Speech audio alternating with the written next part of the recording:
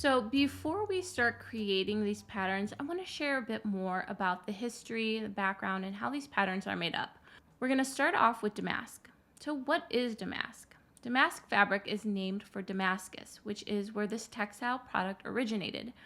Known for its intricate and reversible jacquard patterns, damask fabric is prized for its ornateness. So the history of this pattern goes way back to China circa 300 BCE, but it really wasn't until it was developed more in Syria centuries later that it truly hit its stride in terms of its popularity.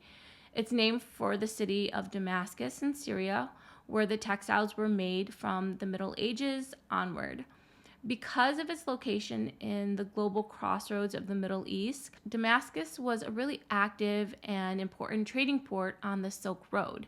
And of course, it makes sense that early damasks were hand-woven in silk only. So when it comes to the structure of the design, traditionally, damasks were a single color of yarn with multiple tones and textures, so it created more of a tone-on-tone effect. But it's not unusual for the fiber content of the more modern damasks to be multicolored. They typically resemble a brocade in appearance and texture, and they're both constructed on a jacquard loom. Although damask more often features single color thread in a pattern that's reversible, brocade often features multiple colored threads, usually featuring gold or silver, which makes it more expensive than the damask fabrics.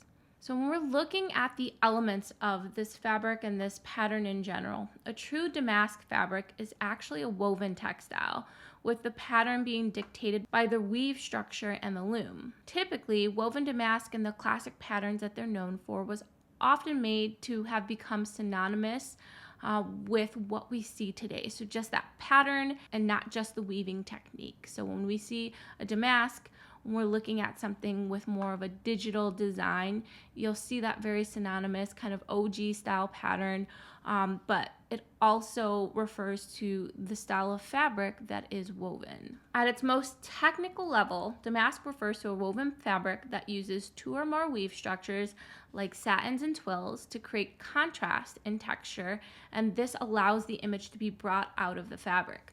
These fabrics are often monochromatic in color in order to highlight the contrasting matte and sheen surfaces that you might see with those two different weave structures. Damask patterns, which are initially really inspired by nature, are known for their symmetry. For a true damask, you should expect to see symmetrical designs, often with an OG-shaped layout, and you'll often see them depicting a simple representation of organic shapes like fruits and flowers. Very early European damasks featured flowers, fruits, and animals, but then there are these scrolled motifs that we see more commonly throughout today, and those are based on the stylized acanthus leaves, feathers, even things like vases and such.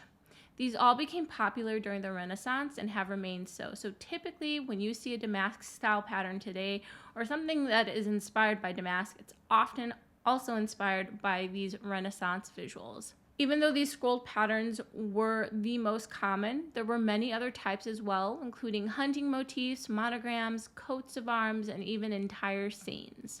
So now that you understand a bit more about the history and the structure of the damask style pattern, let's learn a little bit more about toile.